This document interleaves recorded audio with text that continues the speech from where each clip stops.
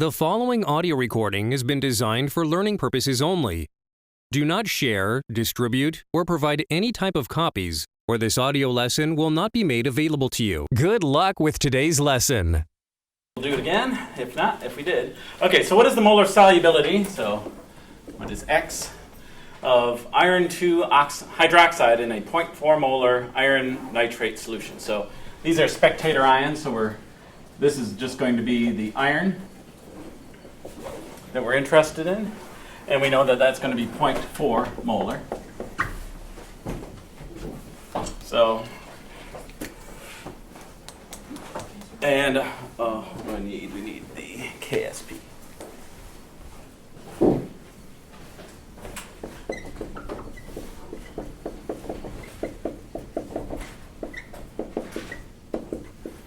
And the KSP for iron 2 hydroxide. Where'd it go? 8 times 10 to the minus 16. All right, so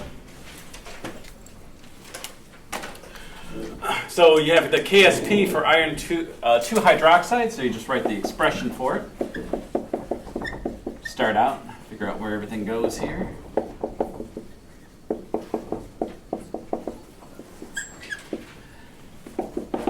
Ice table, and then because that common ion is there, the nitrate does nothing, so it's 0.4 molar iron, so you put that here. Plus X plus 2X. Get our equilibrium amounts. Nothing happens over here because this is a solid, so that's the new thing for chapter 17. And then put it into the expression.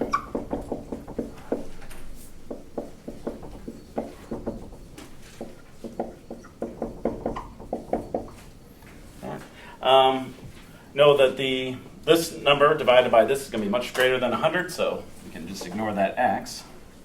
So 4x is equal to 8.00 times 10 to the minus 16 divided by 0.4. Now we got 8 divided by 0.4. So this is 2 times 10 to the minus 15. So 4x squared is equal to 2.00 times 10 to the minus 15 divided by 4. Divided by 4. So this is 5 times 10 to the minus 16. So x is going to be the square root of that.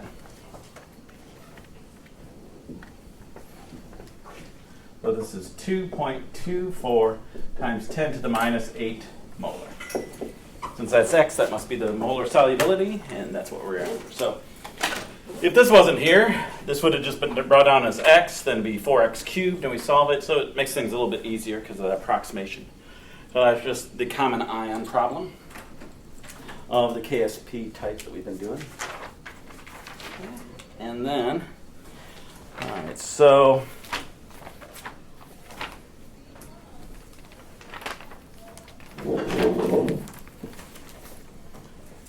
the effect of pH on solubility.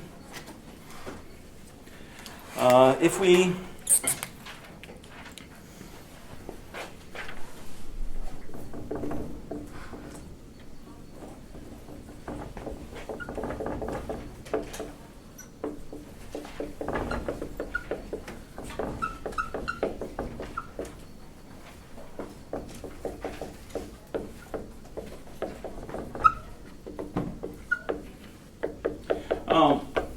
we're going to lower the pH. You could raise the pH too, and that leads to some of these they call amphoteric hydroxides. We're not going to worry about those. We'll just deal with the acids.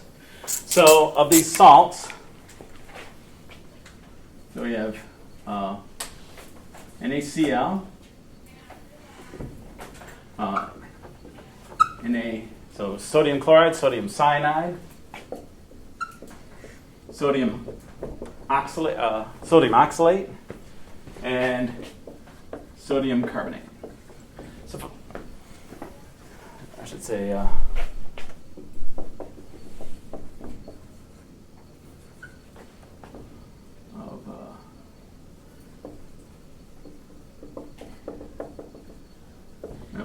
reactivity. Which ones are from the least affected to the most? Because if I say which one of these is most affected, it's the carbonate. Done and done. That's the answer to it. So if of these four, I say which one is most affected? Carbonate. But if we had to put them in order, they're actually in order right now. But let's see why. All right. So if we have. So if we put in sodium, we're really interested. We're going to be putting in H3O plus. This is added. So really what we're interested in is the chloride, the cyanide, the oxalate ion, and the carbonate ion. And what will happen. So if we look at the chloride, God damn, I think it's the board, not these markers. Okay, so the chloride, there we go, plus H3O plus. All that could happen here is that it would make HCl, which would instantly fall apart. So this is no reaction. So if you put sodium chloride into water, and then you add, and you put it so much that there's a bunch of it sitting on the bottom, and you add an acid and stir it up, nothing happens. There's not going to be any increase in solubility of the sodium chloride. So that is really zero reactions, zero steps occur. If you put the cyanide into acidic solution, the H3O plus will react with it, and it will produce HCN and water. And that's as far as it goes. It just does, that's a Kb expression for the Cn minus. That's it. So it has one step. But if you put sodium cyanide into water and add an acid, some of the sodium cyanide is going to be removed. The cyanide is going to go here, which means that this is going to dissolve some more. All right, but if you put sodium oxalate into solution, the H3O plus is going to react with it, produce a hydrogen oxalate ion and water. But then we can see that this can keep going. This is a weak acid, so getting that extra, it's a diprotic acid, so if it can get another H plus, will be perfectly happy with that. So this one goes on. The hydrogen oxalate ion that we produce will react with H3O plus and produce the oxalic acid and water. So this one actually has two steps that can go. So if you put sodium oxalate into solution, it falls to the bottom, and you add acid, the acid will dissolve quite a bit of it, because once this goes into solution, it then gets reacted with twice. And once this has changed to this, we need more of this. So the oxalate goes into solution more, it just keeps being drawn into solution by Le Chatelier's principle. But eventually we get so much of this that we can't turn any more of this into it. So this stops, and there's no more dissolving of the solution. But we can see that there are now two steps here that are followed. And then for the last one, we have the carbonate ion. That looks like it's going to do about what that does, but you have to remember way back to chapter 4. What happens when you take a carbonate and an acid? Remember that? You take a carbonate and an acid. Do you remember? Does it just do what this does? Let me write out. Let's go. You can see the first two steps are going to be the same. Oops.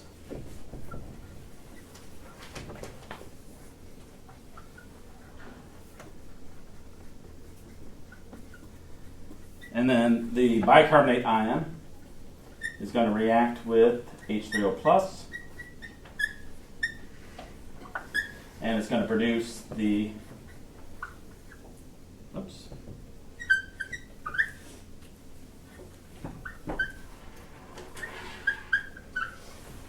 Okay. Now that we make this, does anything happen to that guy? We build up a large concentration of it. Can't even say that times change. 20 years ago, I could just point to everything that everyone was drinking. carbonated beverages contain carbonic acid, and carbonic acid is very unstable. So the carbonic acid reacts and breaks down completely, no return arrow, to water and CO2. And this is a gas, and the gas bubbles away. So since this keeps bubbling away, this needs to be replaced. If this needs to be replaced, this needs to be replaced. And if this needs to be replaced, the carbonate needs to be replaced, and it gets it from the solid sodium carbonate. So this has 3 steps. And also, it can go on forever as long as you have carbonate and you have acid. It'll just keep ramping through. All of these ones come to equilibrium pretty quickly, but this last step, there's no equilibrium. Unless you were to cap off the container and the CO2 couldn't go anywhere, but you're assuming it's open, so it just keeps bubbling. So you can see that each of these types of salts, they don't have to be, sodium doesn't matter, it could be potassium here, but each of these salts, depending on what its conjugate base is, will react with H3O plus to go back to a weak acid. How many steps to get there? This one can't do it at all, because it just forms a strong acid. This takes 1 step, this takes 2 steps. This takes 2 steps, but then the weak acid that's produced is unstable and goes to a 3rd step. So if you're asked just which one would be the most affected, it would have to be the carbonate. But if you're asked to put them in order, then you should be able to do that too. So just a quick, almost pretty much qualitative thing here. So just look, it's for the conjugate base, its parent is a strong acid, then nothing. If it's a weak acid that's monoprotic, it's going to go just a little bit. Diprotic will go further. We could have made the sodium phosphate, that would have been triprotic, it kept going. But then this one is definitely the winner with the carbonate. Okay. So the last thing here for chapter 17, this is where we're going to stop, the complex ion formation stuff. Just doing that problem, and then 17.6 and 17.7, those won't be on the exam. So here's the last problem that we need to do. Well, first let's just talk about what it is. So if we take a silver metal ion, and it's in solution, and we can add in 2 ammonia. We don't normally draw the lone pairs, but here we need to, or it makes it a lot easier to see what's going on. And these will react, and what will happen is that a lone pair will attach to this side, and a lone pair will attach to this side of the silver. And this is the coordinate covalent bond. Doing pretty quickly because we're going to talk about this to a great extent in chapter 22 in a month and a half or so. But you can see that this is a complex ion. So this is complex ion formation. That's where the formation constant comes from. We call it Kf. So this is going to be the Lewis acid, according to our what we did for chapter 15 on definitions of acids. This is a lone pair acceptor, so this makes this the Lewis base. And under these circumstances, we call it a ligand or a ligand. So you should know which one is the Lewis acid and which one is the Lewis base. So the it will always have a metal ion, and the metal ion is the Lewis acid. And we'll go much further into into this chemistry in chapter 22. But for now, we can just do this math that let's do out a problem. So what is iron? What is the concentration of iron 3 in a solution that is initially 0.1 molar iron 3 nitrate and 1 molar sodium cyanide. And then you're given a Kf is equal, Kf for this, and we'll learn how to name these things too. This is hexacyanoferrate ion. So the Kf, for the formation of this thing, this complex ion is called Kf. Oh, this is minus. And where is it? 9.10 times 10 to the 41. That's the largest K value that we've seen. So you can see that these complex ions are really really strong. They're very stable. Yeah, so there's only one little trick to this, but it does throw students off. So what's the Kf? What's happening here? We say that iron 3 plus 6 cyanide will form into this complex ion. So the complex ion is different because these ligands attach with coordinate covalent bonds. We don't normally see that. And there is still a soluble ion that's formed. So it's a little different than but the math is going to be the same. So we have an ice table. We say this is 0.1 molar, and then this is 1 molar. This is 0. Okay, this part that I'm going to do is correct, but it doesn't lead us anywhere because it leads us to a 7th order polynomial. Very tough to deal with. But I'm going to show you why it doesn't work, and then I'll show you the trick that we do to get around it. All right, so do minus x minus 6x plus x.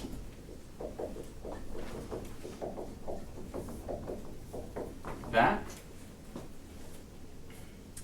And then you put it into your expression here. So the Kf value, we call it, this would be the concentration of the ion over the concentration of the iron ion over cyanide to the 6th power. So that 6 is going to cause us some trouble.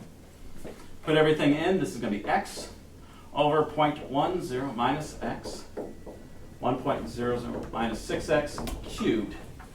Okay, so, and that's going to be equal to 9.10 times 10 to the 41. Okay, so what we want to do here is we'd like to get rid of this x, and then it'll be very, very easy. 0.1 divided by that, is that greater than 100? This number divided by this, it's actually going to be trillions of times smaller than 100. So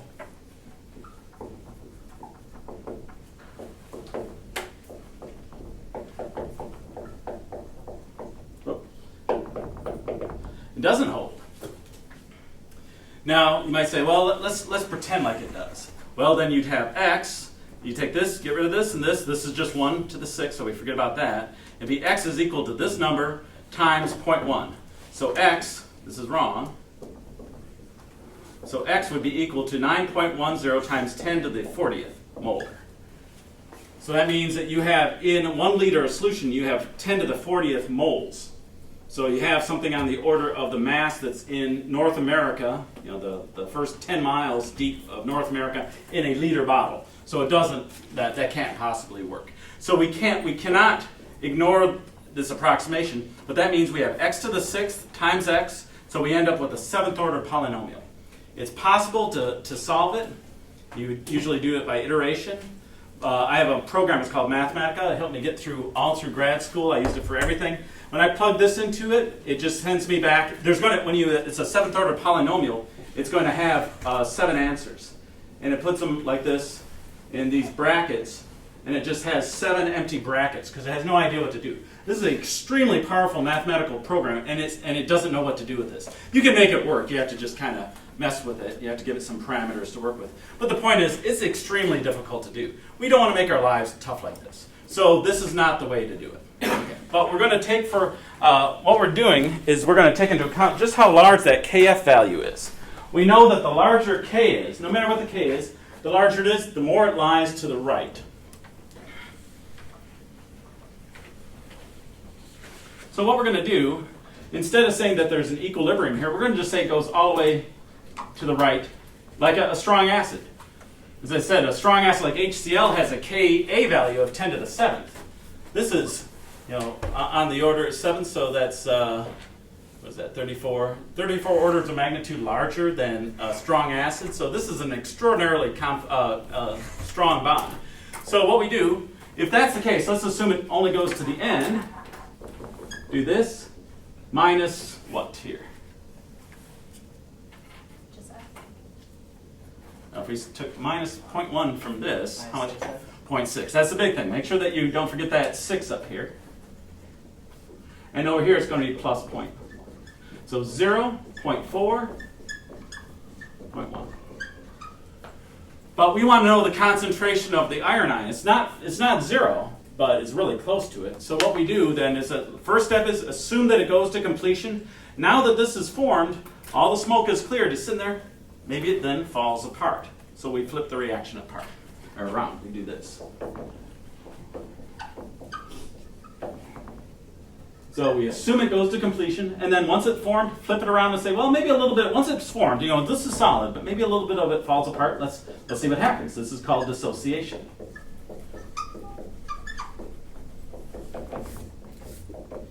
Now here's where the trick comes into play.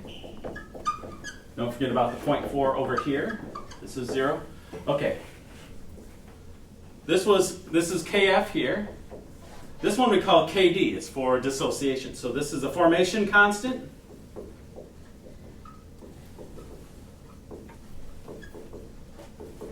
And then the KD is the dissociation constant. Makes sense? One forms, one breaks apart. So KD. How are these two going to be related to each other? I flip this. KD. So would it be product? No reactant? Yeah, it is. Yeah, so it's flipped. So what happened to the KF then? Yeah. Just get smaller?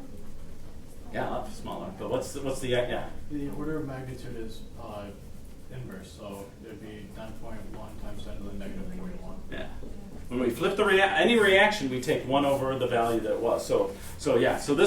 So by doing this, we make KD. KD is now an extremely small number, and the approximation is going to hold. So we got around the problem. So we just did it in 2 steps rather than 1.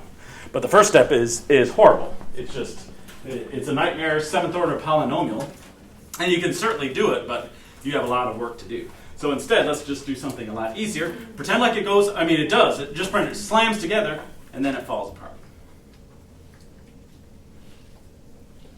So this is 1.1 times 10 to the minus 42. Okay, and then we do out the problem as usual. Minus x plus 6x.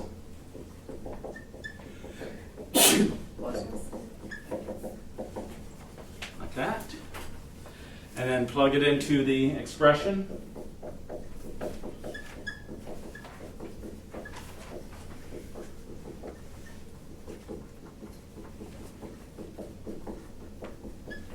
Okay, now let's try it the other way.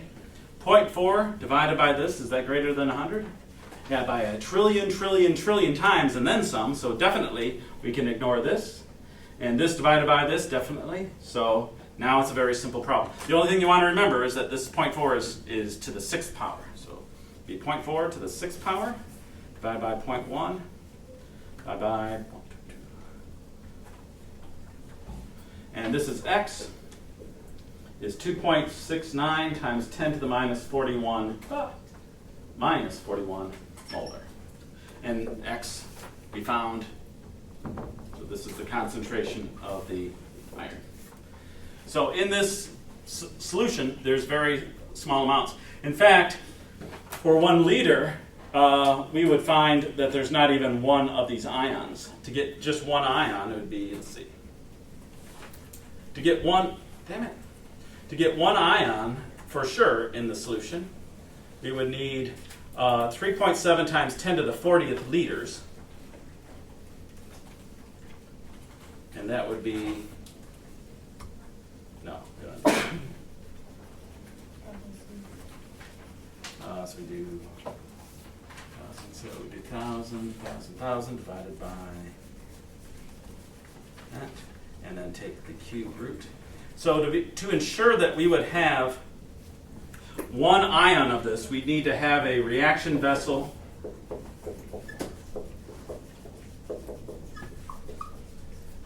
and then that would be 3.34 times 10 to the 9th kilometers on the side.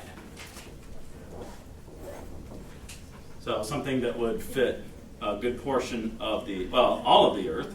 good portion of the space around it.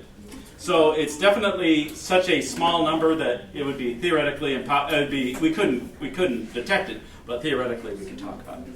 So very small. So the big thing here is that this, when you come to this problem, if you don't remember to do this, you should get to the point where you're trying to solve it and realize the approximation doesn't hold. So just do it out like all of it goes, which essentially it does. Then take this, flip it around, bring your numbers down. KD is 1 over KF, and solve it as usual.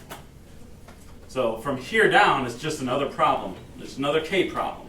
It's that one little thing. So each of these problems has its little difference from the others. You gotta make sure you know those. Okay. And then I ask for, this is probably pretty much the same as on the exam, I ask for the name of Ka, Kb, Ksp, Kf, Kd. So acid ionization constant, base ionization constant, solubility product constant, what's the formation constant, and dissociation constant. Those are just, you're going to just write them. So make sure that you get those. I hate marking those off that are just blank. And then there'll be 3 questions about the experiment, or not 3 questions, but there'll be questions, a matching set for the labs. Okay, so what I'd like to do, and after the break we're going to do the lab, and you have to do some plotting of your data, and I'm going to show you how to do that as long as I can bring that up here. But I'm also going to go through what you have on the exam. You have 10 multiple choice questions that are all qualitative stuff. You have 5 more questions that are like fill in the blank, some matching, and then you have 15 calculations to do. And I'm going to go through all 15. So here's the thing: is if you're lost on, if you know what's going on with this, I'm going to put up 3 problems. And then I would try to do them myself, see how fast you can do them, and see if you come up with the same answer. If you're still really concerned about this stuff, then I wouldn't bother writing anything down. I just watch me doing these out. And just make sure you see, because after a while you should start to see it's the same. Minus x plus x plus x. I keep changing a few things, but we keep coming back to that. So I'm going to go through all 15 of the calculations that will be on the exam. So it's going to be fun. I'm going to be a little tired here. But it's a good thing to see. All right, so we'll start from the beginning. See how many we can do before the break, and then when we come back, I'll show you that plotting that I want you to do. Because I want you to use. How many people have plotted on Excel? How many people have made plots on Excel before? Okay, that's what I want to see, not just by hand. So I'll show you how to do it. All right.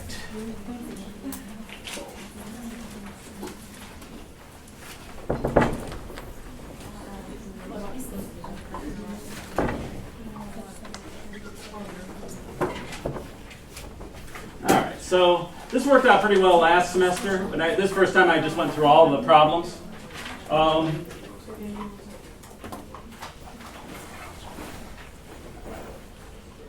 And I've had students that when they get done, it looks like the answer key, and it's really great that every problem is just done because they recognize all these different types, and they're going to be randomized on the exam. So you want to be able to read the problem, see what it's asking, and be able to solve it as quickly as you can. Let's see. Going over here. But, yeah. So the first one. So again, if you can, I'll write out all 3 problems here.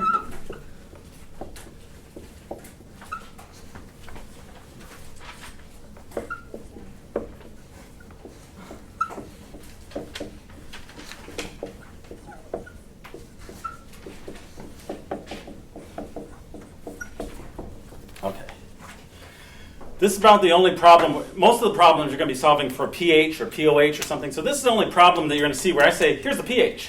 So that tells you it's different than the others. And then I ask for what is Ka.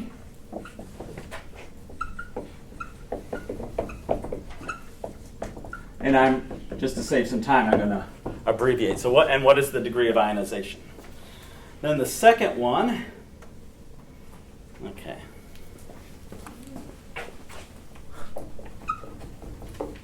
So for some of them, I'll give you the name of the acid. Some I'll just say a weak acid, so you just use HA. So a weak acid has Ka equal to 2.37 times 10 to the minus 6.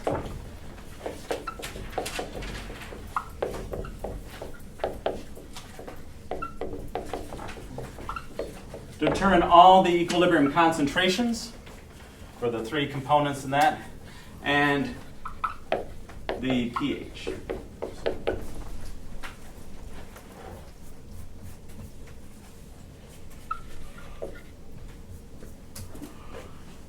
.77 molar solution of this acid. Does that make sense? A weak acid has Ka is equal to 2.37 times 10 to the minus 6. Determine all equilibrium concentrations and the pH of a 3.77 molar solution of this acid. Okay. Now, everything on the exam, the approximation is going to hold. For the one, but I'm going to ask you a question about what if it didn't? What equation do you use if the approximation doesn't hold? Yeah. So that's just to save you some time. Because what's that? You just want to know that it's the quadratic one. Yeah, I'm not going to make you use that because it's just an extra 5 minutes that you're spending on that calculation. But I'm going to ask, what if you did? What if you had to? Okay, so it's going to say like approximate. No. I'm going to ask some question about it. But everything else, everything on the exam, the approximation is going to hold. That'll save you some time. So we're not going to have to work it out for the quadratic. Oh, you're No. great. Yeah, so that'll. I mean, I think once you get to the point where you start putting that into the expression, I already know that you know how to solve it. It's just now it's a matter of algebra. So I figure let's focus on the. I'll assume that you can do it from there if you had to. Okay, and then the triprotic acid.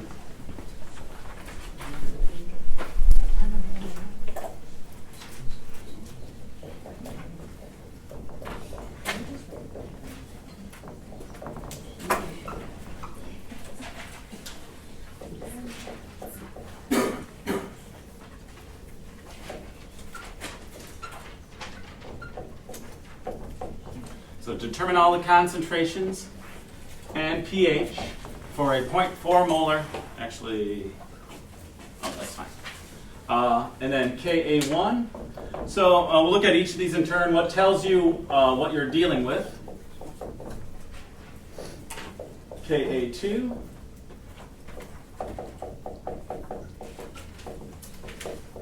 Ka3. And the approximation will hold there. Okay, so those are the first ones. And if you know these, I don't want to try to get ahead on these. Okay, so we see this one, and it says it has a pH that's given.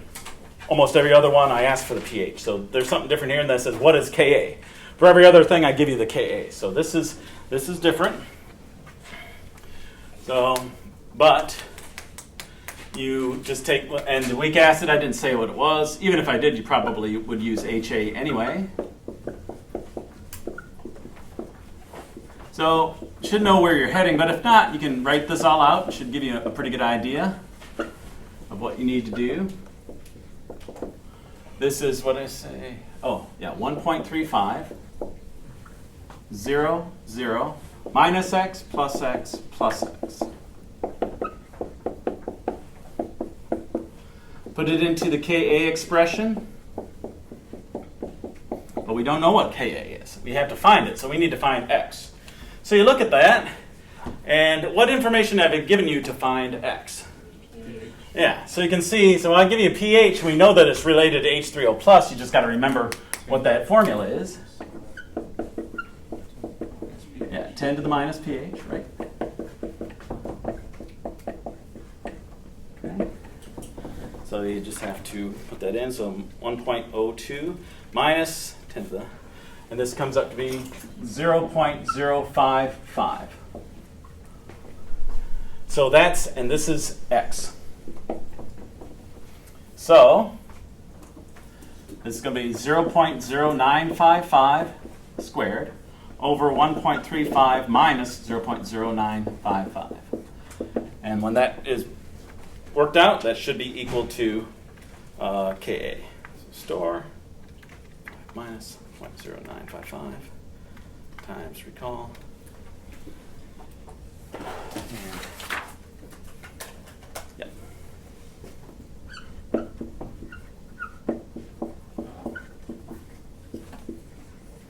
So that is Ka. Then the degree of ionization, that's equal to X over the concentration of the acid at the beginning, before it fell apart. I don't think it changes very much here, but definitely we want to use 1.35. So this is going to be 0.0955 over 1.35. 0.0955 divided by 1.35. And this comes up to be 0.0707.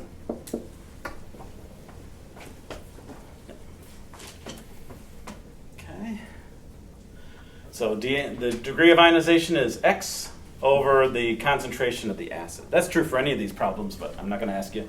I think I asked you for degree of ionization only once, because there's only one. That's the point of that. We don't need it to see it in every problem. All right, good stuff. Any questions, concerns? 14 to go. Okay, so we have, but you can see that I talked through this a lot, but really it shouldn't take, as long as you know what you're doing, it's just a couple minutes for each of these problems. So you don't want it to be where you take 10 minutes, but you need to recognize what you're dealing with. So next one here, a weak acid has Ka that's here, determine all the equilibrium concentrations and the pH. And here's the concentration. So there's nothing special here. There's no common ions, there's no buffer, there's nothing else. It's not a triprotic acid problem. This is the beginning one. This is the first one we do, but we rarely find Ka. We already know it. So if you know Ka already, this is the basic problem. This is the basis for everything else that we do. All right, so it's a weak acid, so we'll just write it, move it over here. Try to put a problem on each board here.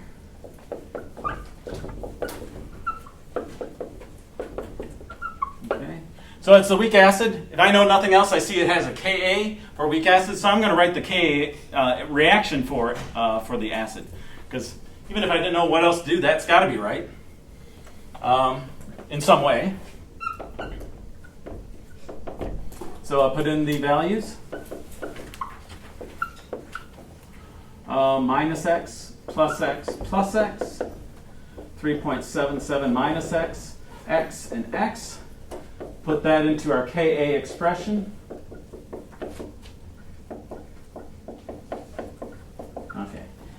Now, originally I had on the exam two problems. One where it worked, and then the other one that was identical, except that the concentration was something that was small enough so the approximation wouldn't hold. But the approximation will hold, and you can see that it does there.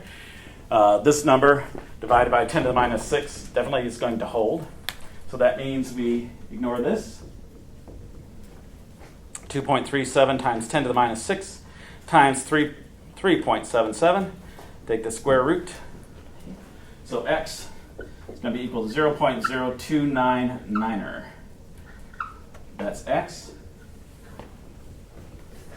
So what I want to do is all the concentrations. So we can, if you're doing this on the exam, you can just write them right here. Oops. And then this is 3.77 minus 0.0299. Don't know how much that'll change it, but looks like it'll be significant. I mean, enough to see, I should say.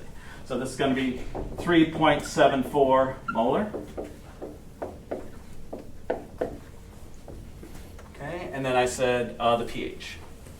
So the pH is going to be the negative log of 0.0299. So this is 1.52. I'm going to go pretty fast. If you want me to ask a question, you certainly can. But I'm going to assume that this is more you're remembering it more than learning it. Yeah. So we already know that on the exam, all the approximations are going to hold. Do you want it to show work to check it anyway? No, you don't have to. Yeah. So I said that, and so you can assume that's the case. Yeah. No need to put in approximate. You can if you want. Well, approximation holds if you want, but definitely I'll assume that. Okay.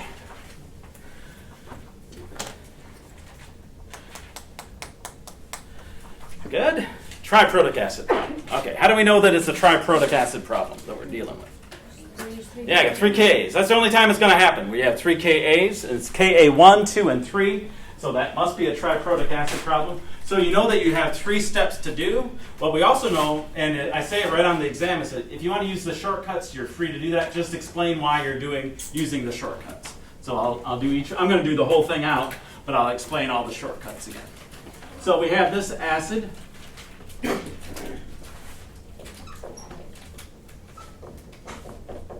So I say I want all the concentrations, so I'm going to put them over here. We're going to need this from the beginning. That's really bad. We're going to need this one. We're going to need the last, before the last deprotonation. We're going to need this ion here that I just made up, so I don't even know what to call it. And then we're going to need H3O plus, and we're going to need the pH. We need all of those things. What we learned is that from the first step, actually from the 0th step, we can figure out one of them. The first step, we find out the other 4, so there's only one we really need to use all 3 steps, but let's go through each step anyway. This is H3O plus. Again, if you want to use a shortcut, that's fine, but you got to explain why you did it. Don't just throw the number in there. Explain why it's okay for you not to have done all this extra work. All right, so this is going to be 0.4, 0, 0, minus x, plus x, plus x, x and x. So, and if I got the room over here, I'm going to put it here. And then make sure that you're using the correct K. K, the approximation is going to hold.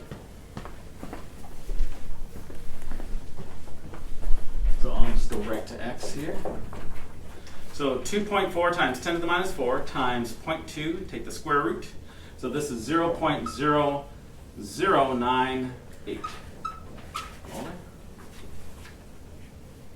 Okay, so, and I'll write them right here, and you're free to do that. Just write below it at each step.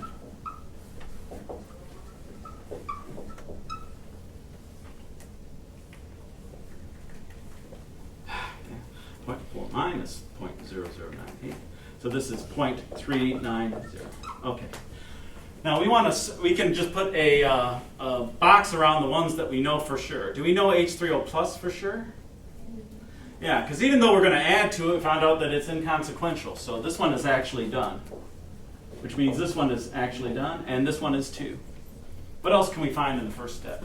pH. pH. Since the H3O, we know that we keep adding to it, but it's so minuscule that it rounds back to this each time. So we can also figure out the pH. So pH is going to be equal to negative log of 0.0098. So this is going to be 2.1. So from the first step, I got this. I have this. We have this. So before, pretended like we needed to do this. I'm going to do the second step and the third, because you need to do the third step. So you probably have to work through all of them anyway, but unless you're really good at figuring things out for that third step. Okay, so that's the first guy here. I'm going to move this over here. So I can keep everything on here. So that's the first step. So that acid, the conjugate base of this acid is an acid in its own right, so it deprotonates. Produces H3O plus, HSbO2 minus. This is going to be 0.0098.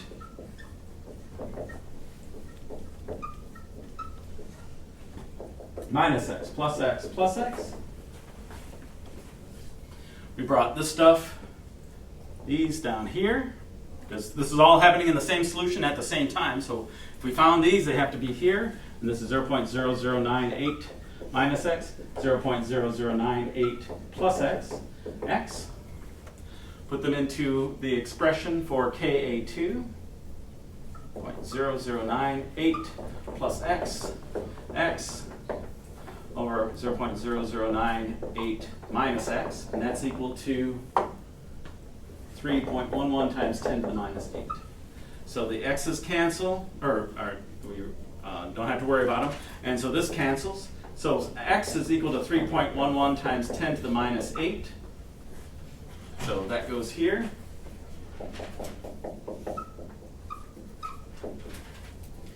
And we can see that adding x here does nothing. This is moving down several decimal places here, like 3 decimal places. So, and subtracting it from here, nothing happens. So this is the only new thing.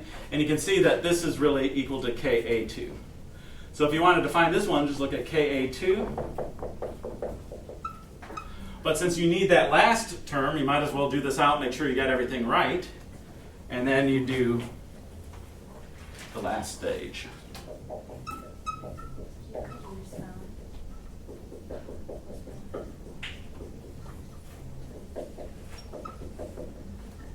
And we get the final thing. Now it's no longer an acid, it's just the bare polyprotic anion. Not polyprotic, the polyatomic ion, sorry. Polyatomic anion, that's all. There's no more H pluses to take away from it, so it's done. That's as far as we can go. We bring this down here. Anything else that goes in here? Yeah, this is still in there, so we just keep bringing it down. Can't forget this. If you do, it could be off pretty far from the correct answer. So,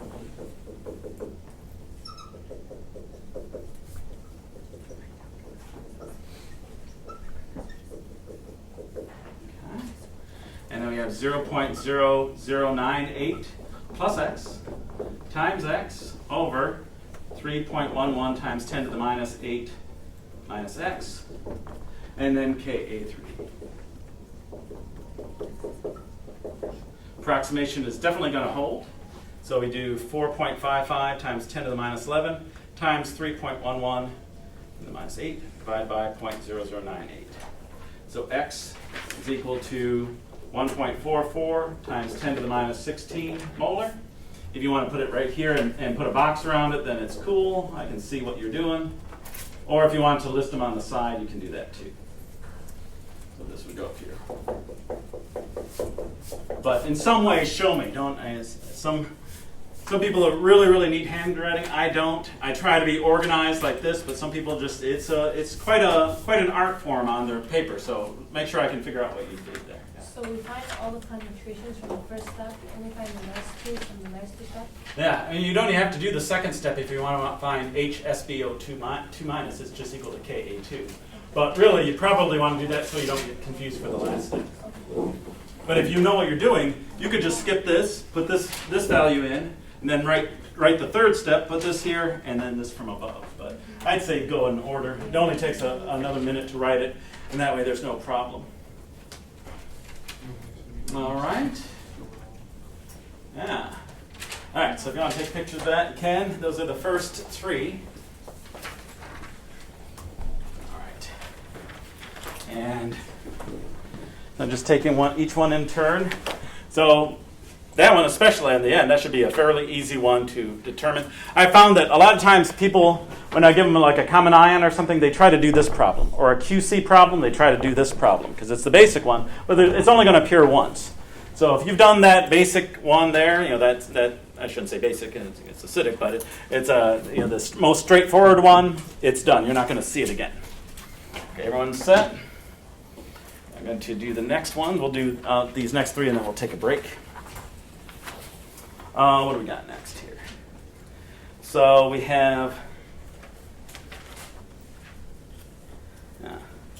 I've been enjoying this. I'm really liking this. After this, then the summer. I won't be able to do this till the fall. Okay, so I'm erasing all this stuff. All right, so the next problem will be is a KB problem, but really the math is all the same. You just have to, and you'll recognize it's a KB problem because I'm going to have KB right in it. But it's going to follow all the same rules as Ka, except you're going to be finding POH rather than pH.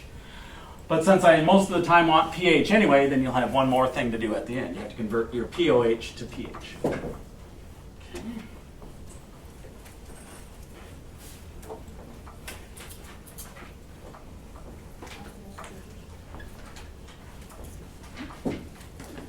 right, so let me write up these next ones here.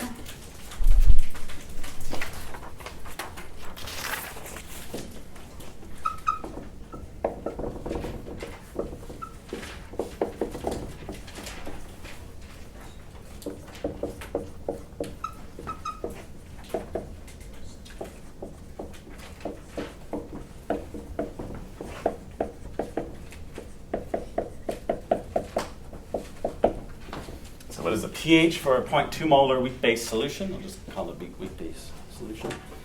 And then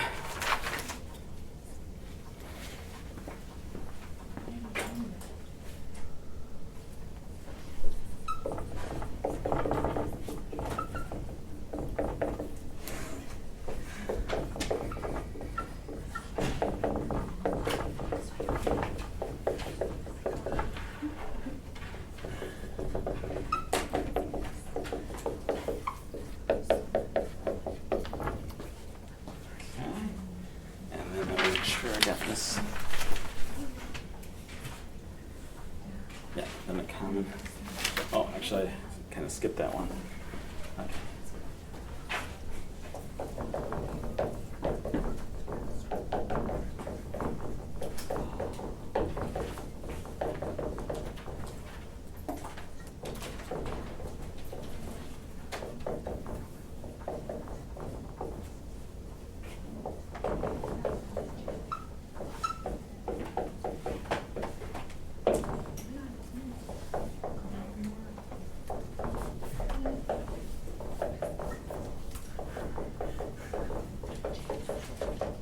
Okay. All right, so let's go to this one. What is the pH for a 0.2 molar weak base solution? And the KB's there. So use B for the base. Should know the KB reaction, the general one. This is what it is.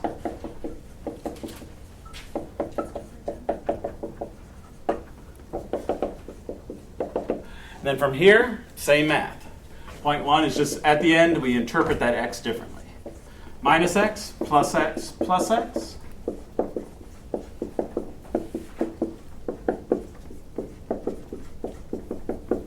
This is a KB. You know it's a KB expression because it's OH minus here. So KB is 2.17 times 10 to the minus 7.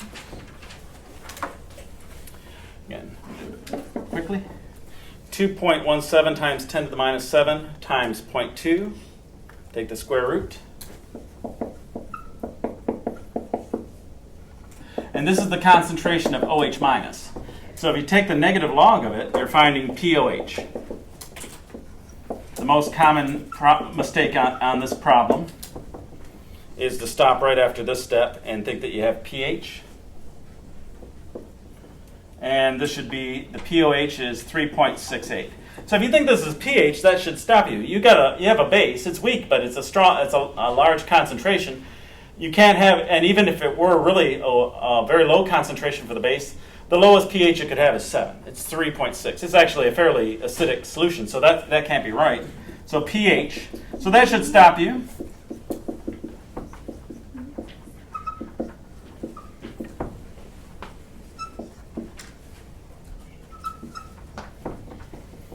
And that makes more sense.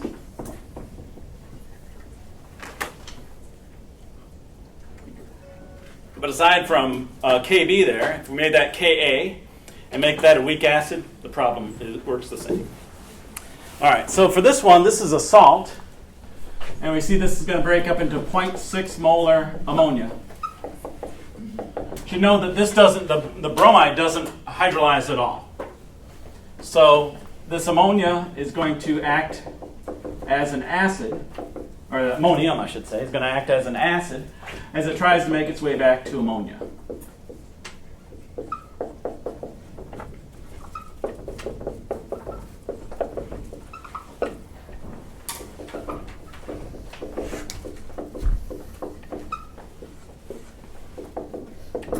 Minus x plus x again, strangely.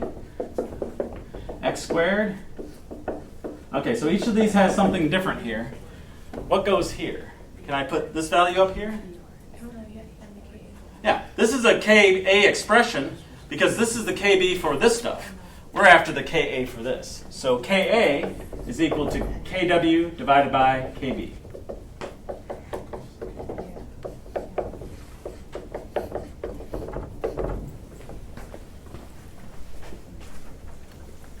So 1 times 10 to the minus 14 divided by 1.8 times 10 to the minus 5. So this is 5.56 times 10 to the minus 10. And then solve as usual. I wanted pH. We have H3O plus here, so we can find the pH directly.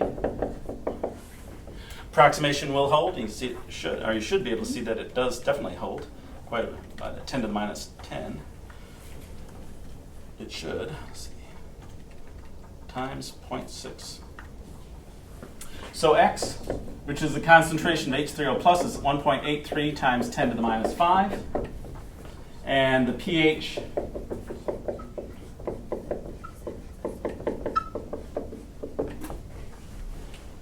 looks like it's 4.7. So a salt is either going to be have its conjugate acid or its conjugate base that hydrolyzes. They both won't. One of them will, and then you're going to be given. In this case, we have the conjugate acid, so we need to find Ka for it, but we're given Kb for the conjugate base. So that's the little thing that you have to do there. Okay, this one's different because it has two concentrations. You have the concentration of an acid, and you can see the conjugate base. So that's a common ion problem. In this case, it's also a buffer problem. But let's solve it as a common ion problem with the regular stuff we've been doing. But here, since it is definitely a buffer, you're free to use the Henderson-Hasselbalch equation if you want. But I'm just going to continue on as we've done here. So it's just making sure that you can take each problem, and figure out what it's asking. But so far you can see the math is pretty much the same. We just keep changing a few things around. But this time we have something on this side.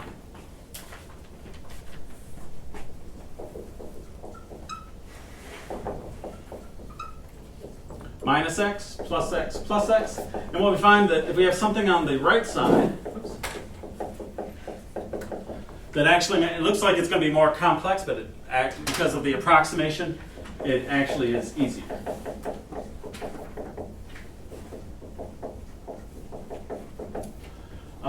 This is a Ka expression. We're given Ka. Approximation holds.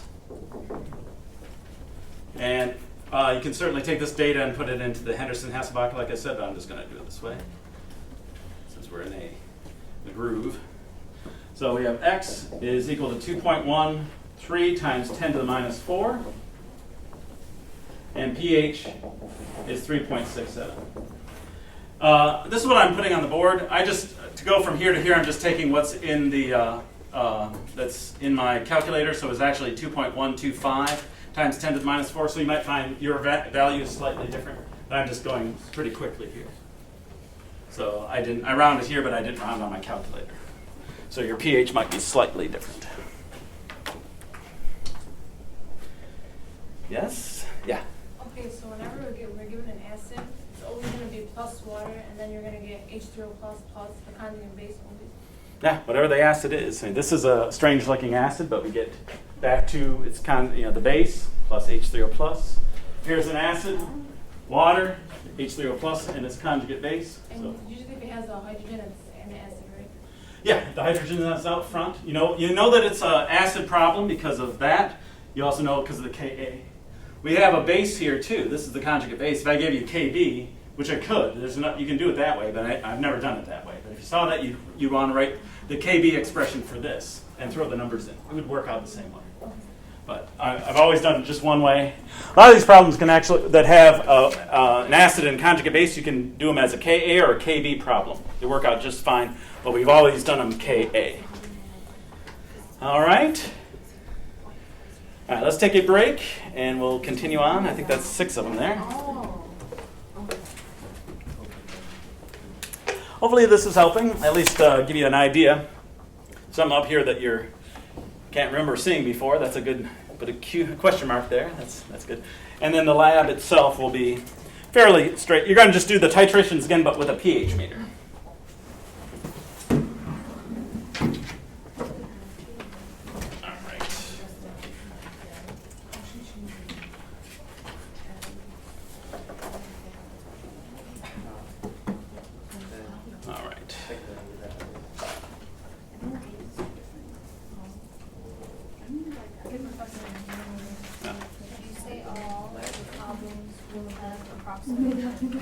Yes, the approximation will hold for all of them. But I'll also ask you, if it didn't, what would you use? So make sure you know quadratic formula is what you would use. So you can state that.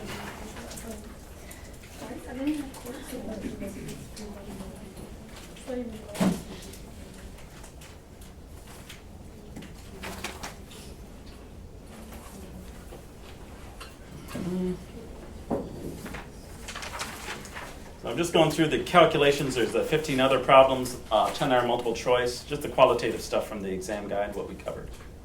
So make sure you do that too, but I think this is important.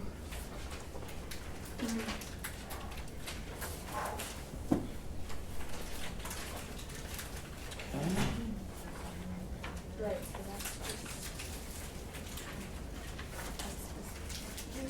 Freaking. That goes here. This is what you just found.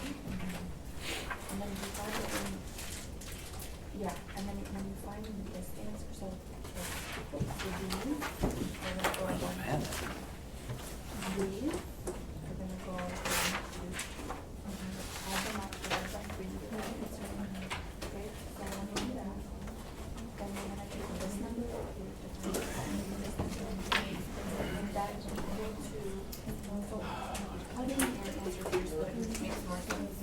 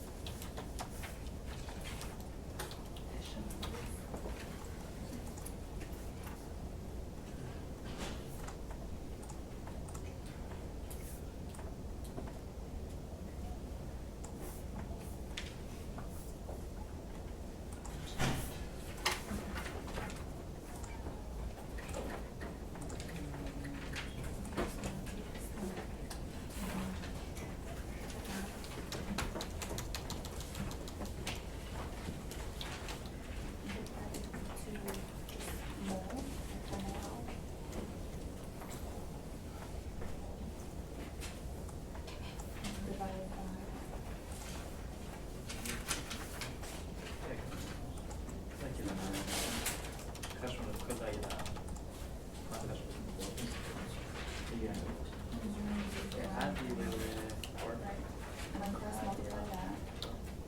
0.00. Huh? And that would give you moles. And then No, you no. divide that by. You had to, And then they're doing because the I same didn't thing. use the molar moles per liter. That's why I did that. No. I was the best.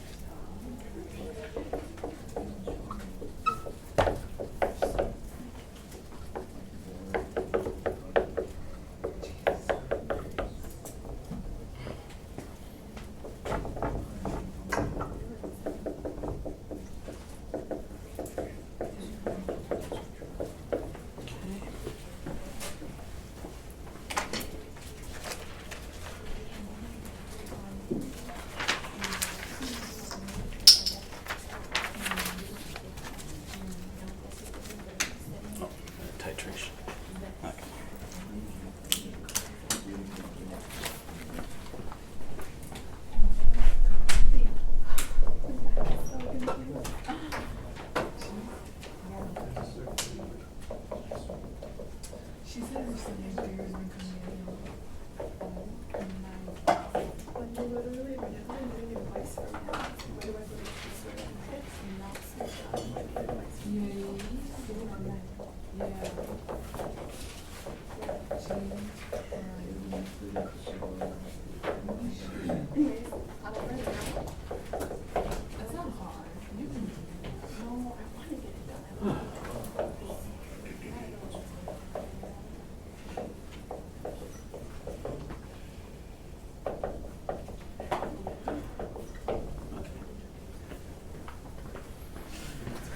Okie doke.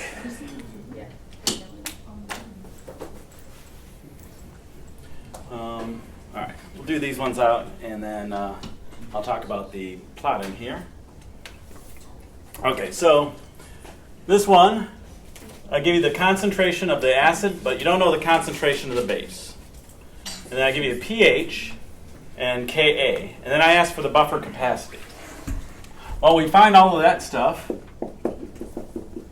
using the Henderson-Hasselbalch equation. What you got to recognize is that this is your base. So you have your acid and your base. So what we're missing is this term. So put everything in, and then you solve for it algebraically. It's not too bad. And then once you know pKa, you can find the buffer capacity. This problem is in there, but it's pretty much its own problem. It doesn't have anything to do with this. Okay, so you put everything in. This is 8.5. And go back here. Problem with doing so many of these, it can get a little blurry-eyed doing so fast. So we want this to be the negative log of Ka. That's going to be our pKa. So our pKa is going to be 7.81.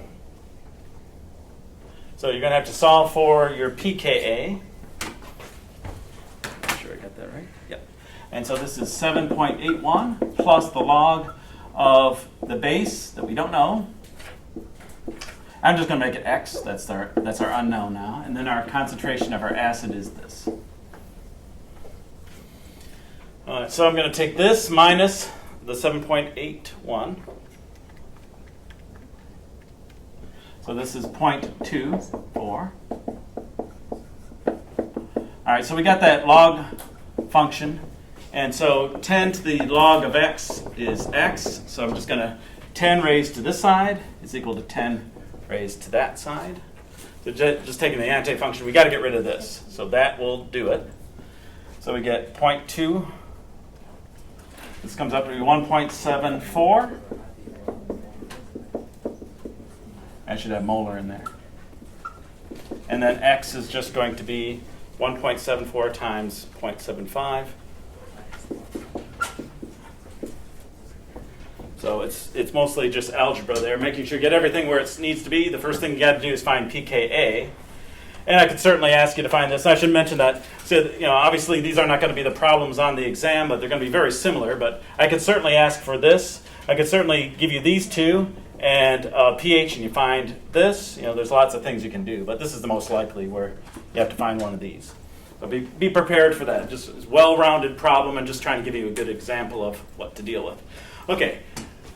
Buffer capacity. We know pKa. How do we find buffer capacity? Yeah. Just a quick question. So for pKa, you just did the negative log of 1.55 times 10 to the negative 8. Okay.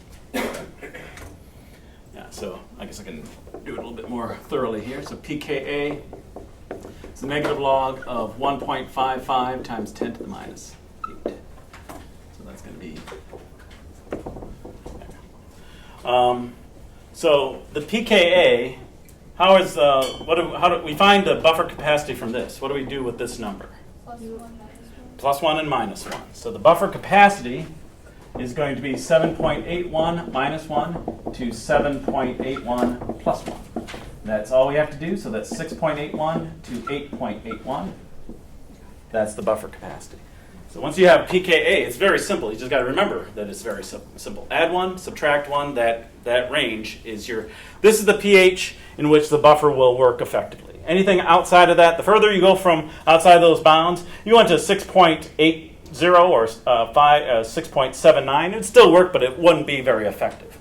And if you got down to pH of 5, it would just cease to work.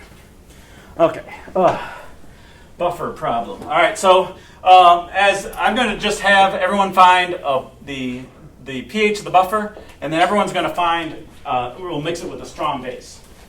So everyone will do the same problem, so you don't have one doing acid, one doing base. So I'll just do the base one, since I know that's what's on there. Okay. You're going to mix these two solutions together to make the buffer. So you're going to anytime we mix things, you're going to multiply the volume by the concentration to find the moles, and then divide by the new volume.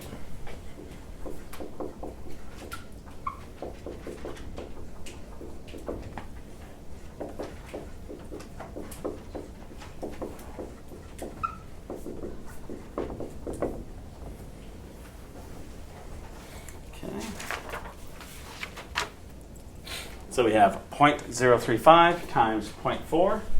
So this is 0.014, and that's moles of HI. The moles don't change. That's why when we mix them, we want to find something that doesn't change, and then we can divide by the new volume when we're done.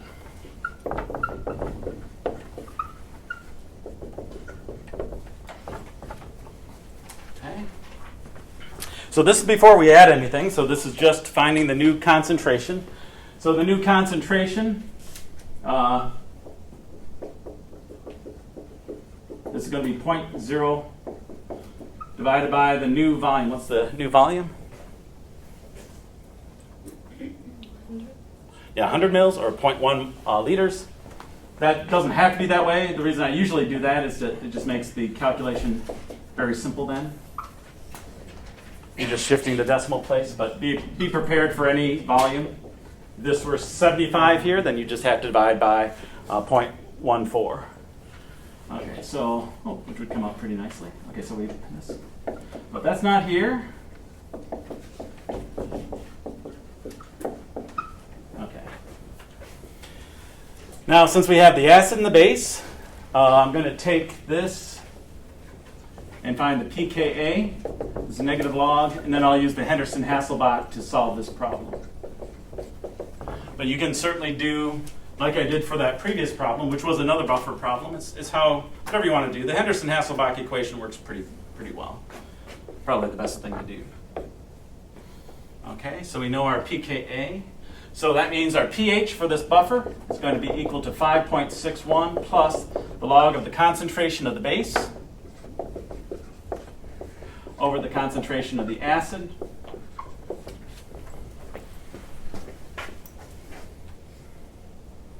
Yeah. 0.39 divided by 0.14 log plus 5.61, and this comes up to be 2. Oh, that cannot possibly be true. Hold on. That should go up. Yes, plus. I had a lower number. Since this number is greater than this, then this whole thing should be positive. So I had 2 point something for whatever reason, and that's the pH of the buffer. Okay, I'll try to fit the second part on here. All right, so now we have our buffer. That's the pH of it. So we're going to now mix 90 mils of it with 10 mils of 0.2 molar sodium hydroxide. So here's here are our concentrations. Only good to keep track of those. So before we mix them, here's the concentration of HiO2. But now after the buffer is mixed, here's where it is. So we do this. We have 90 mils or 0.09 liters of 0.14. So you're going to have to do this thing twice, and you also have to do it for the titration. So you got a lot of this kind of volume times concentration stuff to do. So you want to recognize that you have to do this in this problem rather than sorting through it and trying to guess what's up with this problem. That's a base, so I'm just going to use the OH minus there. Yep. So 0.09 times 0.14. 0.09 times 0.14. That's better. 0.0126 moles of the acid. And then 0.09 times 0.39. 0.0351 moles of the base. And then we're just going to shift that 2 decimal places over, but I'm still going to do it.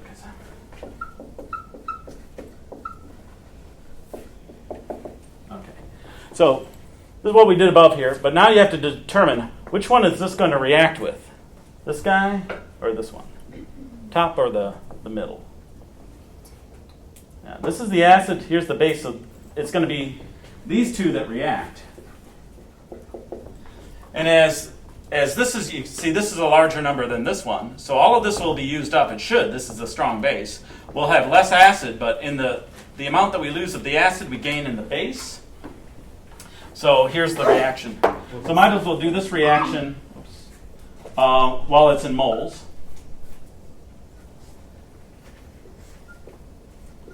And for this one, there is no return arrow. That strong base destroys everything in its path until it's annihilated itself. And then we should have some of the weak acid and the conjugate base left over. If we lost all the acid here, then the buffer's destroyed. And then our pH is through the roof. So we got to trust that doesn't happen.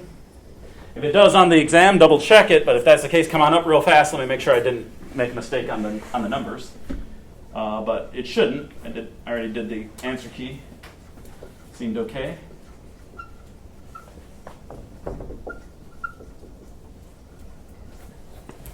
So for this one, all of this is going to go. This is minus 0.002, minus 0.002, plus 0.002. So all of this is gone, should be. 0.0126 minus 0.002. And then over here, we're going to add to it. So this is 0.0371.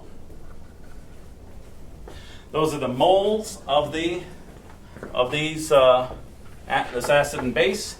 But we've added 90 to 10, so that's 0.1 again. So the concentration, it did fit. Okay, good. So this is going to be 0.0106 divided by 0.1. And the base is this. And the strong base is gone. It's been neutralized. So we don't have to worry about that. And now we're just back to, again, the Henderson-Hasselbalch equation. So it's the same buffer, so we're using the same Ka, pKa.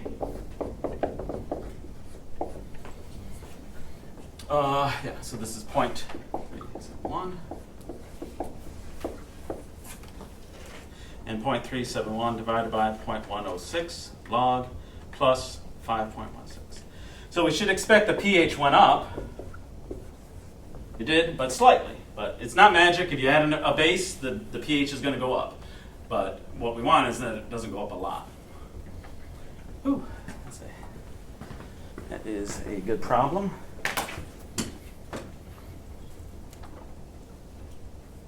And I think that's the toughest. And so you'll only do the strong base one. So you can focus on that. Yeah. So basically what you did is for each of the things given, you just found the concentration, then you convert them to moles. You found the pK, and then you just put it in the HH equation. Yeah, and you divide it. Once you found the moles, then you divide, up here, once I found the moles, I divided by the new volume. That's the only reason I did this part. If this was all, if I said these were already in the solution, we just plug it into the Henderson-Hasselbalch. But here we had to do a little bit to find the new concentrations. Here we had to change the moles, do one reaction, then change the concentrations, the moles back to concentration, plug it in here, and solve it again. Okay. All right, and then for this one, this is a titration.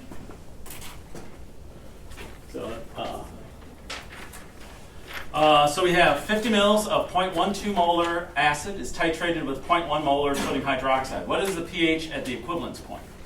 Okay, so for this one, we know that we titrated with a certain amount of that. That's what we have to figure out. We have to figure out how many mils of this will we have to add to this. So, but since we mixed them, we do like we normally do. We take the volume times the concentration, and that's going to give us moles.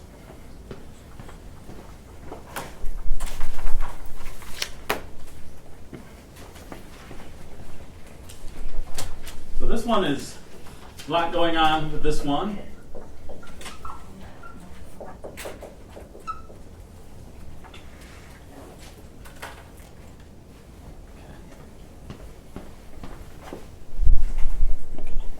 Now, if we look at the reaction, so the reaction is this.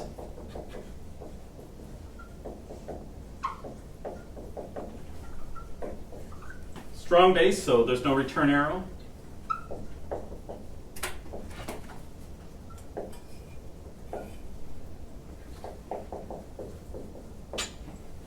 So you can see the acid to the base to the salt is 1 to 1 to 1.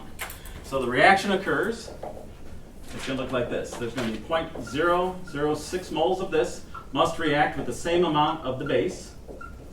We're at equivalence point, which means that they neutralized each other. So both of them are used up.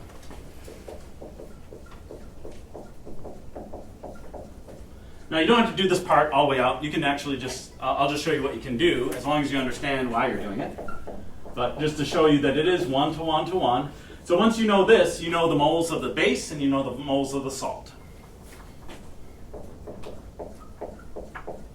Okay, we've used up all the sodium hydroxide, has used up all the acid. This is all that's left. So, well, the first thing though, it was we need to know how many, so we know that we use 0.006 moles of the sodium hydroxide. If you take the moles and you divide by the moles per liter, that's going to give us liters. And that's what we need. We need to know that. So this comes out to be 0.06 liters, which is 60 mils. That's how much base we added to the 50. So now we have our total volume, which we'll need later, is 50 plus 60 is 110 mils, or, so we needed to know the moles of the sodium hydroxide so we could find the volume that was added. We actually did these calculations for the last lab. And then we add that amount to what we started with, which was 50. So this is how much we have of the new solution. Okay.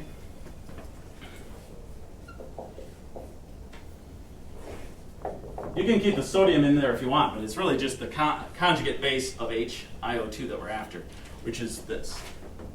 So the concentration of this stuff is 0.006. And we divide it by the new volume, which is what? Yeah, so that's why we did that first calculation with the sodium hydroxide, because we needed to. We have to know how much it's diluted.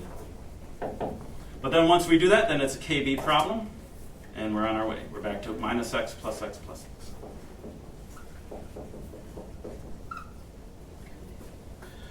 So we do IO2 minus, then we have water. So this one, it's really a nice one because it takes into account pretty much everything that we learned in chapter 16. Doing every type of calculation here. Did a buffer basically, and now we're doing a salt solution.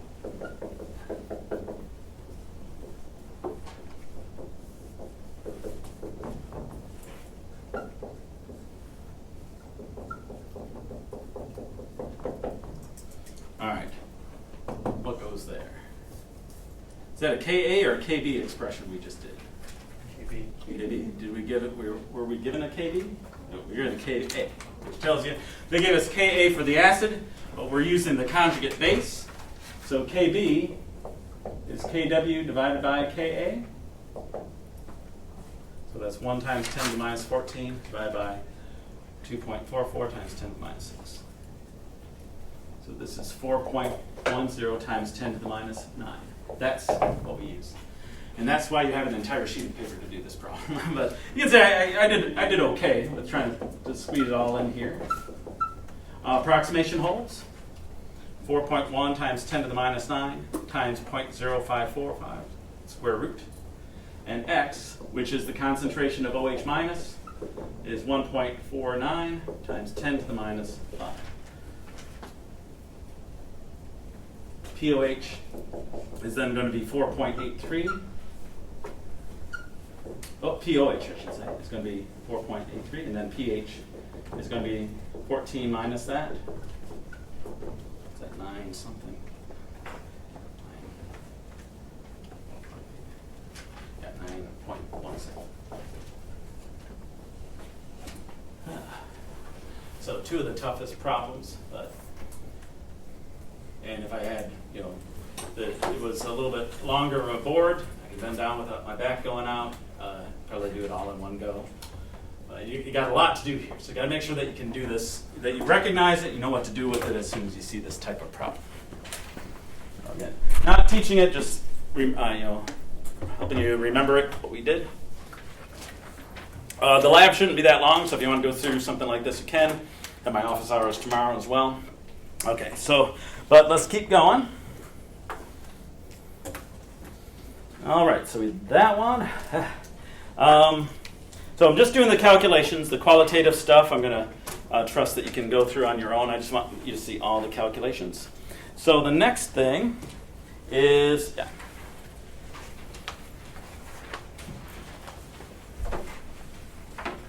I'll write up the next three. So what is that? That's 9. So It's going to be 10. is that 10? This one will be 10. Okay. See how we do. I think there's only just a fraction of precipitation one that's going to be lengthy there.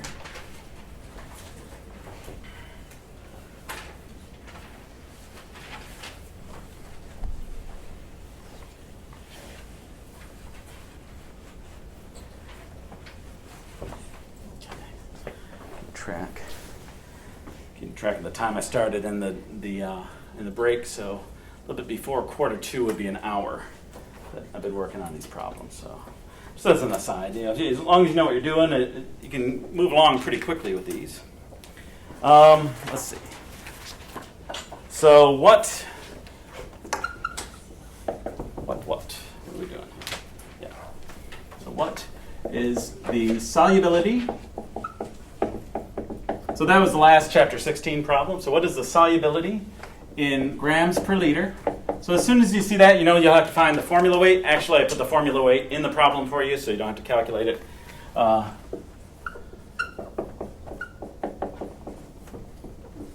So you just have to know how to do this problem and then what you need to do with that formula weight at the end. So what is the solubility in grams per liter of nickel 2 hydroxide? KSP is 2 times 10 to the minus 15.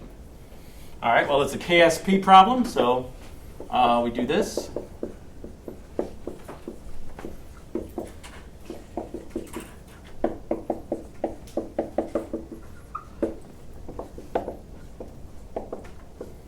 That's true. And then we look at it and say, oh, that's right, KSP is the left side, there's nothing to start with. It's a solid, so there's no concentration over here, so this must be 0, 0, plus x, plus 2x. Put it into the expression, 2x squared, and that's going to be equal to 2. And what is x always equal to? Find x for these problems. What was that? I underlined it about 35 times. Molar solubility. So I want the solubility in grams per liter, but once we find the molar solubility, you just multiply it by the formula weight of nickel hydroxide, which I forgot to put up here. It is 92.71. And I usually will write it as AMU, which is the same as grams per mole. Yeah. Why is it 2x squared? Yeah. So if we write out the full formula here for KSP, so you take this that's unknown, goes in here, this goes in here, so it's squared. Oh.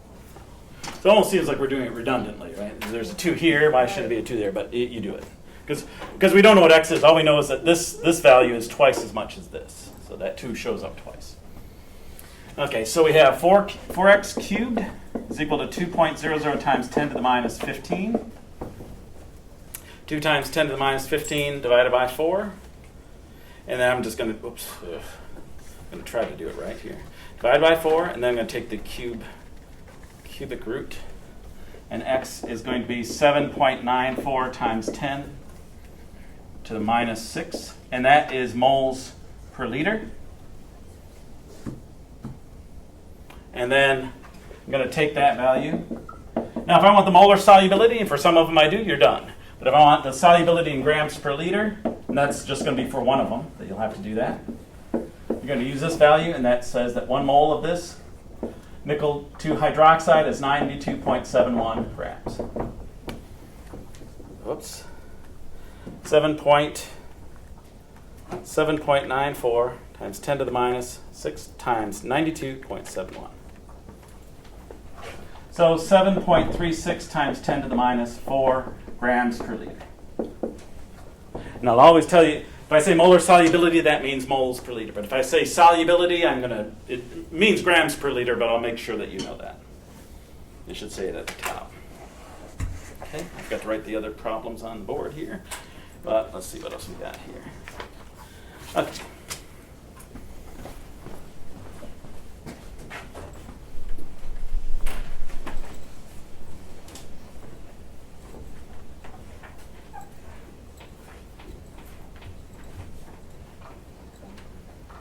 Okay. So the next problem here is the QC problem, right? Yep.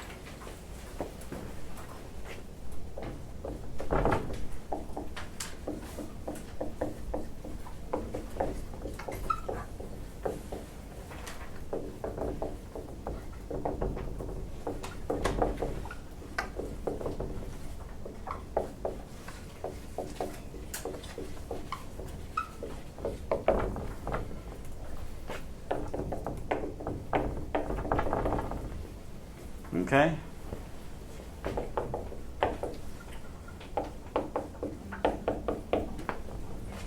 Okay, so 20 mils of 0.01 molar lead nitrate.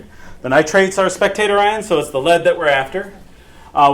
Mixes with 25 mils of 0.02 molar sodium chloride. So find QC. And then you might say, well, I'm not sure exactly what I'm trying to find here. You should know that the sodium is also a spectator ion. So you shouldn't see that it's lead 2 chloride, but I don't leave that to chance. I tell you that KSP for lead 2 chloride is 1.60 times 10 to the minus 5. So you know where you're heading for this. So KSP.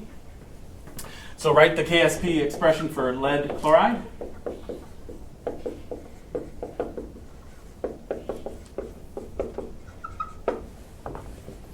Okay. And the QC expression then is this.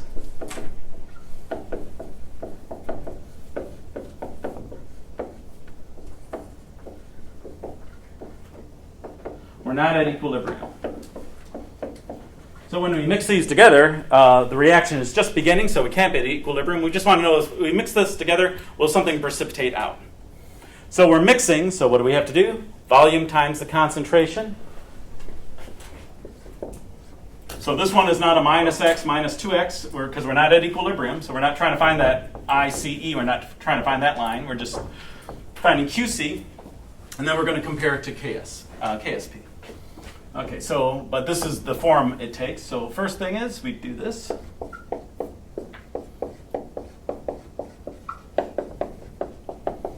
You leave off the nitrate. That's not important. That's not going to affect anything. That's the whole reason we have it there, so that it will just bring the lead in, but won't react with anything. And it's going to be the chloride. So we're mixing those. Once we have them together, we figure out their new concentrations, and we throw them in here, find QC, and we compare it to KSP. So 0.02 times 0.01.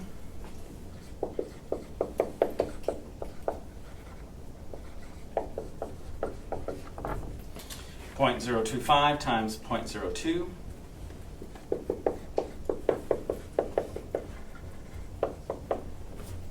We have the moles. Now we know what's in the solution as we mix it, but now we have to find the new concentrations so we can plug them in here. So the concentration right after they mix is going to be this divided by what volume? Yeah, I got 20 mils and 25 mils, so 45 mils or 0.045. So this one did work out nice and it wasn't just 100. So be careful of that. Make sure that the volume for the titrations or for the buffer, it usually adds up to 100, but it doesn't have to. But it's going to be the same volume.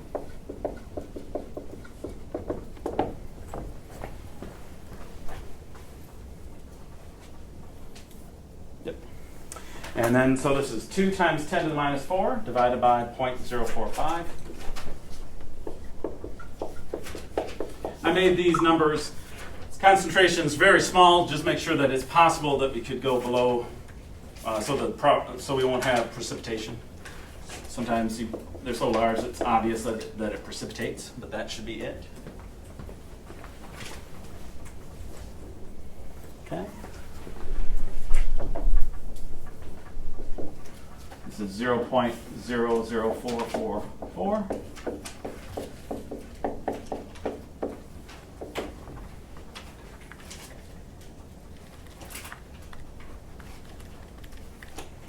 And this comes up to be 5.47 times 10 to the minus 7. So QC is less than KSP, so what does that mean as far as precipitation? QC is less.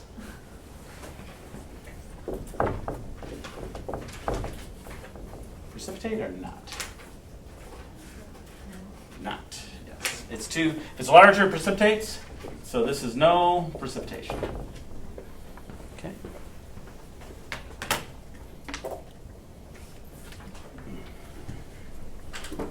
Okay. I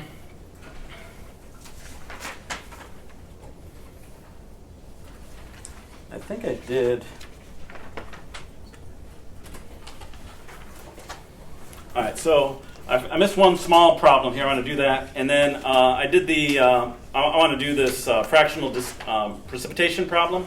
And then everything else I just did today. So this will be the 12th problem. But there's one here that I missed.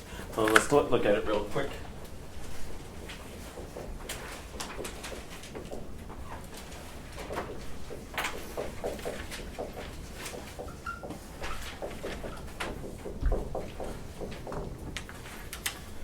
So being able to go back and forth between Ka, Kb, and pKa. Now what we do know is that Ka times Kb is equal to Kw. And we know that, or should know that it's, pKa plus pKb is equal to 14. So very similar to what we did in chapter 15 with OH minus, H3O plus, pH, and POH. So you should be able to convert between any of these. If I give you one of them, you should be able to find the other three. But in this case, what I would do is Ka is equal to Kw divided by Kb.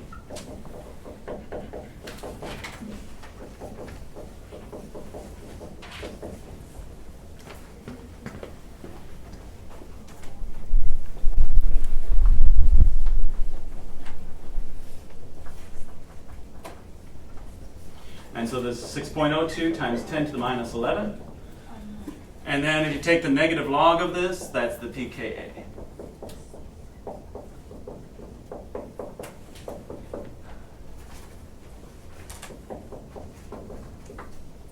But I could certainly give you Ka to find pK. If I give you Ka, I'd have you find pKb because that's the most work you have to do. That's the most conversions that you have to do. So that's another problem. All right, so yeah, since we've got about 10 minutes, I'll do the fractional precipitation one, and then plus the ones that we did today, and that should make up the total of the 15 calculations. But make sure you know all the qualitative stuff that we did. I want to just make sure you've seen all the calculations.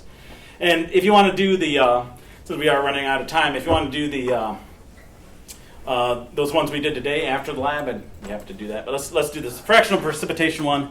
I think the first time you see it, it's kind of a shocker. So let's go through it again. And see that it's not too bad, but it is one of the more involved problems. But I'll ask the same exact thing for each time. So let me do this one out, and we'll call it quits. But anything that we did today earlier, absolutely ask me anything you want there. Good luck with today's lesson.